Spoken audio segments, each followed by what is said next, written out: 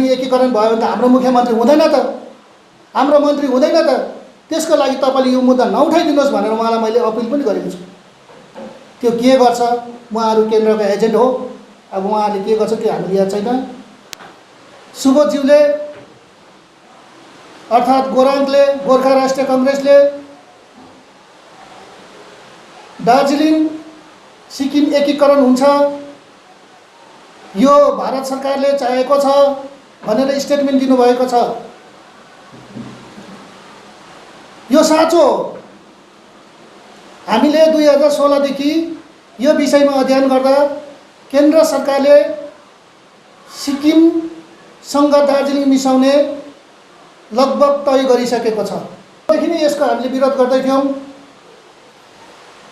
अब तपाईको भारत सरकारले कसरी तय गरेको छ र यो मर्जरको इस्यु कसरी आयो, कसरी जन्म भयो, यो कुरा चाहिँ बुझ्नु जरुरी छ।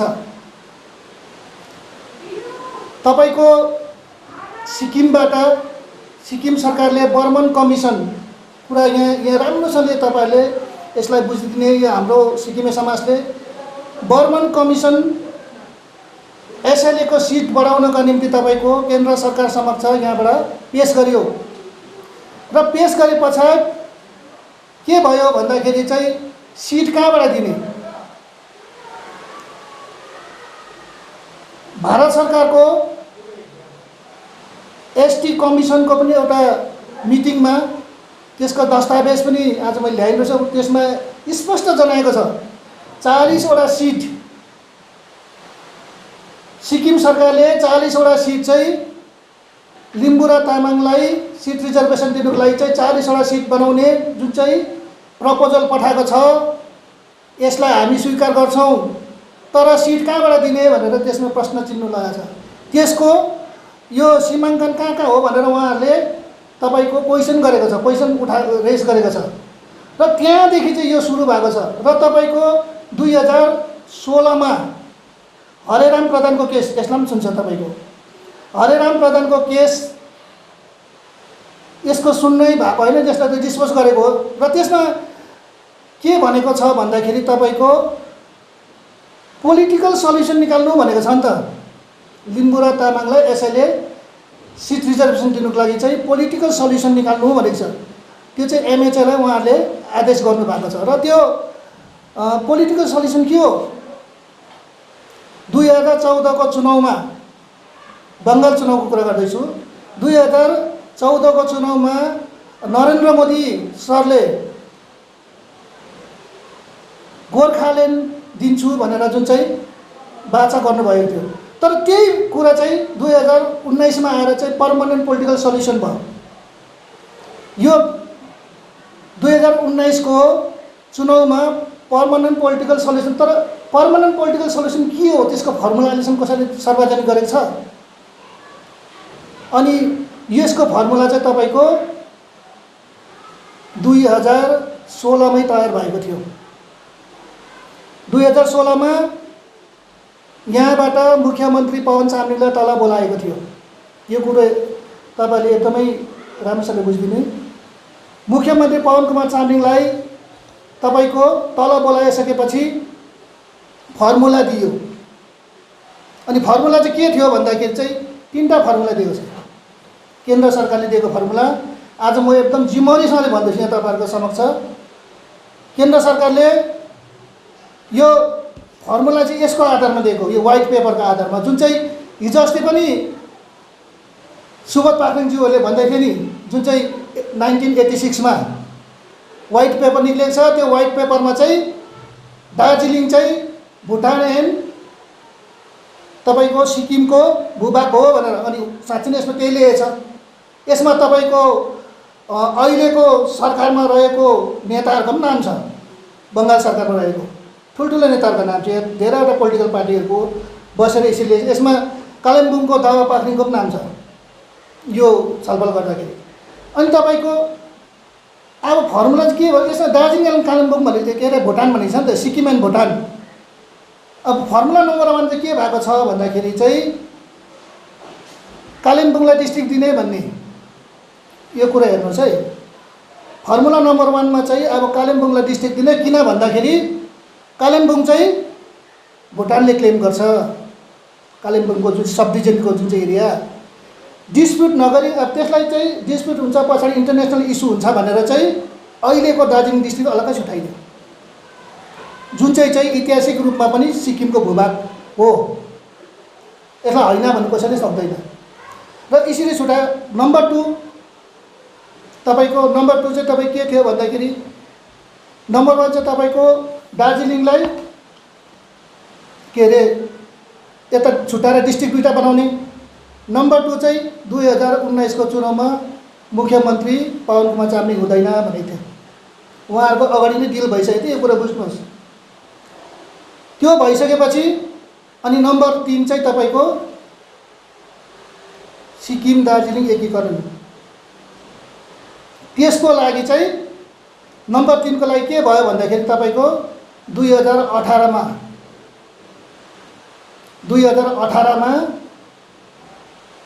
1954 को ल्यान्ड एब्जर्भ एक्ट जसको अन्तर्गत दार्जिलिङलाई चाहिँ बङ्गालको भूभागमा राखिएको थियो, त्यसलाई चाहिँ पूर्ण रूपले खारिज गर्यो, रिपिल्ड गरेको छ।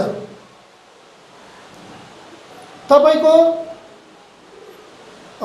यता जुन चाहिँ वेस्ट बेङ्गलमा किन बीजेपी को बेसी बहुमत भयो, यो कुरा तपाईको किन भन्दा यसमा चाहिँ तपाईको अनि बीजेपीले किन दार्जिलिङ जित्यो, निरज जिम्बाला गएर राम्रोसँगले सोधखोज गरेर सबै बताउँछ। त्यसले गर्दा चाहिँ तपाईको ल्यान्ड एब्जर्भ एक्ट चाहिँ तपाईको रिपिल्ड गरेपछि भरतुङले जुन चाहिँ भन्नुभयो त्यो कुरा सत्य होस्, न्युट्रल मोडमा छ र यो दार्जिलिङ सिक्किम एकीकरणको मुद्दा 2024 सम्म त हुँदैन मलाई जहाँसम्म लाग्छ। तर 2024 को चुनाव सक्नुसाथ 2026 मा म एउटा जिम्मेवारीसँगले भन्नुपर्दाखेरि 99.9% चाहिँ तपाईको सम्भव छ। अनि म स्वयं भरत दोङसँग तपाईको कन्भर्सेसन गरिबस्छु, उहाँको नम्बर छ। मैले हालैमा 10-15 दिन अगाडि पनि उहाँसँग जब यो कुरा निक्ल्यो त्यति बेला उहाँलाई मैले फोन गरेर सोधेँ, किन जब उहाँसँग हामीले इन्टरेक्ट गर्छ तब त हाम्रो कुराहरू उहाँको कुरा पनि बुझ्छ। त उहाँले त्यति बेला मलाई स्पष्ट भन्नुभयो, जति बेला त्यो ल्याङ्ग्वेजको विषय लिएर दार्जिलिङमा वनको घोषणा भयो नि 105 दिनसम्म, त्यति बेला चाहिँ त्योभन्दा अगाडि चाहिँ भरत दोङहरूलाई चाहिँ जनमत सङ्ग्रह गर्नु भनेर चाहिँ केन्द्र सरकारले भनेको थियो रहेछ। उहाँहरूले जनमत सङ्ग्रह गराउन सकेको थिएन। तर अभाग्यवश सिक्किममा चाहिँ के भयो भन्दाखेरि वी वान्ट गोर्खाल्यान्ड भन्दै कुद्यो। कुन चाहिँ बजारमा कुदेन होला, तपाईहरु कभर गर्ने हो। त्यही कुरालाई we safe Sikkim safe 371 F भनेर हामीले रेली गर्दा हाम्रोमा मान्छे कति थियो तपाईहरुले यादै छ। वी वान्ट गोर्खाल्यान्ड भन्दा कति थियो, अनि त्यो चाहिँ जनमत संग्रह मानिलिएको छ भाइ केन्द्रले। किन भन्दाखेरि चाहिँ वी सपोर्ट भनेन, वान्ट भन्यो, हामी मिल्दाखेरि हुन्छ भनेर चाहिँ सिक्किमबाट त्यो खालको मेसेज गएको छ भाइ भनेर भन्नुभयो। कुरा सत्य पनि हो। त्यही कारणले गर्दा ल्यान्ड एब्जर्भ एक्ट पनि तपाईको रिपिल्ड भइसकेको छ दार्जिलिङ अहिले। अनि यहाँबाट म एउटा दार्जिलिङ अनि कालिम्पोङवासीले एउटा कुरो स्पष्ट गर्न चाहन्छु,